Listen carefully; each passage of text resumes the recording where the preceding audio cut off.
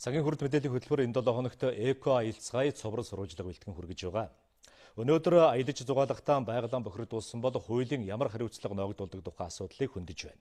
Зарим улс орондоо байгаль бохирдуулсан мөнгөнд нүнтэй тэнцвэс хэмжээний мод тарих эсвэл ногдуулдаг тогтолцоо байгаа юм а.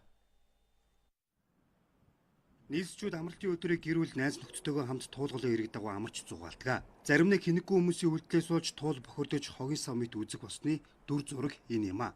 Гэртээ хамаагүй хогоо хайдаггүй атлаа ногоон зүлэг ундны усандаа хогоо хайж байгаа нь ухамсар дорой гэдгийн тод жишээ.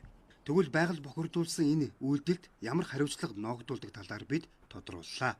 Зөрчлийн тухай хуулийн дээр за одоо хог аяглалын тухай хууль, байгаль орчны үнэлгээний тухай хууль, усны тухай хууль гэдэг байгаль орчны багц зүйлийн хэрэгжилтэн дээр бол ихэвчлэн одоо торгуулийн арга хэмжээ аваад хэрвээ тухайн зөрчил дутагдал нь нотлогдоод байгаль орчинд хохирол үзүүлсэн нотлогдсон тохиолдолд нөхөн төлбөрийн арга хэмжээг бол авж байгаа. Ер нь 2018 оны нэгдсэн тайлангийн мэдээгээр бол байгаль орчин болон байгаль орчны одоо нөөц ашигсны төлбөр, ан амьтан болон за байгаль орчны бохирдолд ороотол үүсгэсэн энэ дээр бол нийтдээ байгаль орчны хяналтын чиглэлээр бол 669 сая төгрөгийн нөхөн төлбөр тавьсан байгаа. За мөн тухайн газар дээр нь зөрчил хүртэл арилуулахаар зөрчил хүртэл гаргасан юун дээр бол 306 сая төгрөгийн торгуулийн арга хэмжээ авсан байгаа.